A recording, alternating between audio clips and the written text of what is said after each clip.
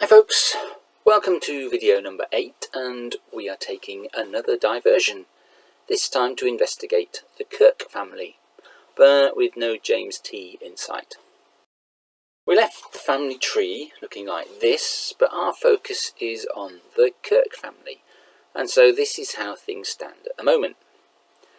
In this video we will see that sometimes it's actually possible to fill in the details of a family quite quickly using censuses and the BMD and GRO indexes. So we can begin by tracing Thomas Kirk back through the censuses. On the marriage certificate in 1901 we can see he was 73 and so was therefore born around 1828. We also know from the 1891 and 1901 censuses he was born in Wigton in Cumberland. That's about 12 miles west of Carlisle. A search for a Thomas Kirk born around 1828 in Wigton in the 1881 census reveals that he is living in Newcastle with his daughter and son-in-law Jane and John Eves at 11 Herbert Street, Newcastle. Thomas is then a widower and works at an engineering works.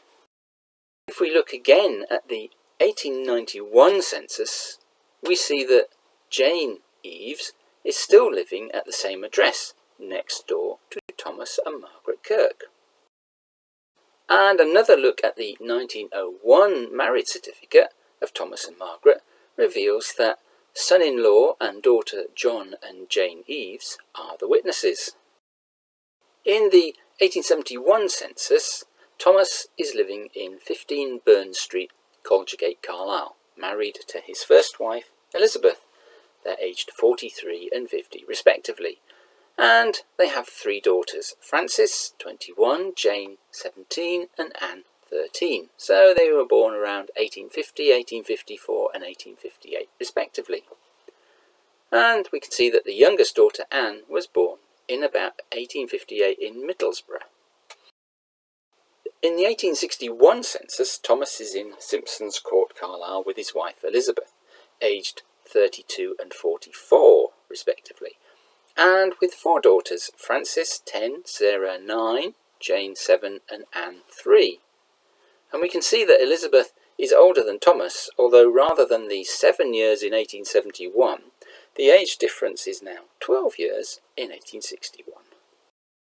In the 1851 census, he is aged 23 and is living in Jane Street, Colchagate, with his father Thomas, wife Elizabeth, now aged 33, brother John and 1-year-old Francis. So we can see that the age difference this time is 10 years.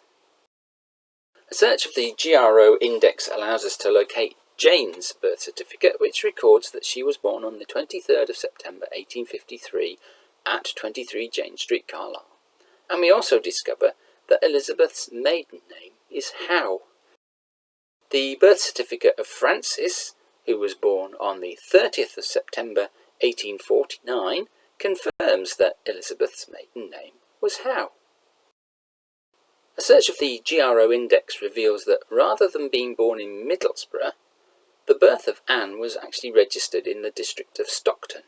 So the family would seem to have spent some time near Middlesbrough between 1853 and 1861.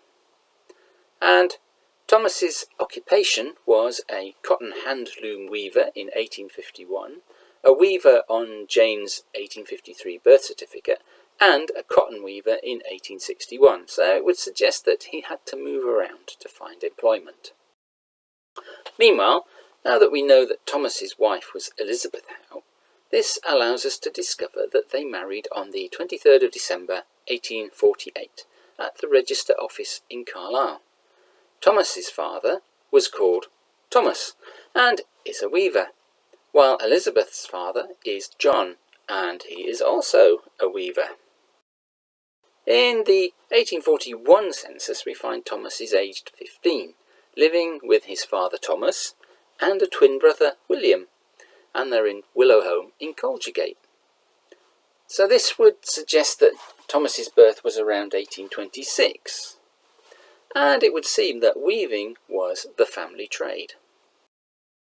A search of Ancestry.co.uk reveals the record of Thomas's baptism on the 29th of February 1828 in Wigton, and that his mother was called Frances, after whom it would seem he named his first daughter.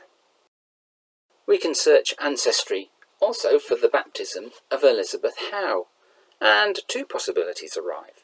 The first Elizabeth baptised on the 5th of April 1816 to a John and Sarah Howe, and the other on the 4th of January 1818 to William and Mary Howe. Fortunately, the marriage certificate for Thomas and Elizabeth records that her father was John, so we conclude that John and Sarah are her parents. Returning to the 20th century, in the 1911 census, we find Margaret and Thomas Kirk living at 2 Eliot Terrace, Newcastle upon Tyne.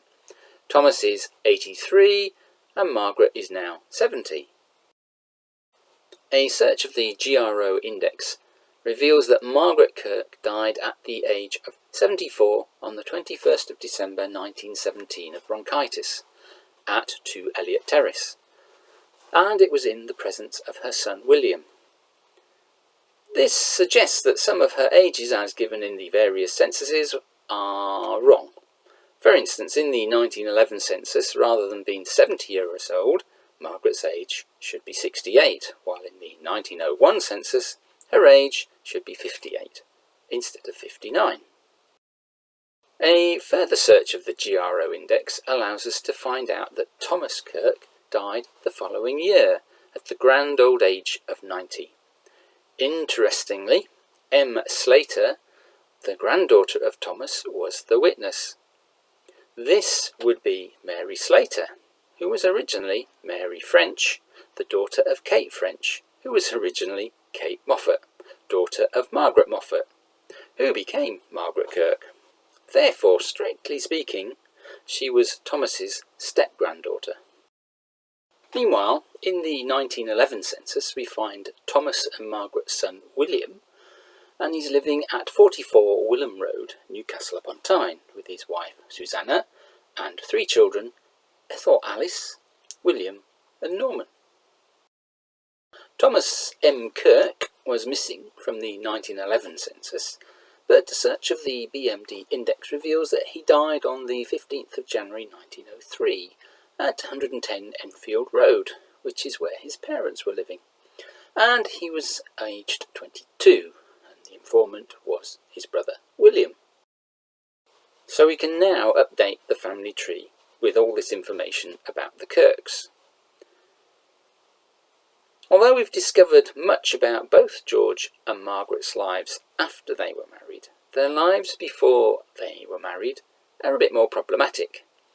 So in the next video we will go in search of Margaret Moffett and attempt to resolve the question of who she really is. Her story is one that has taken me some 5 years to unravel.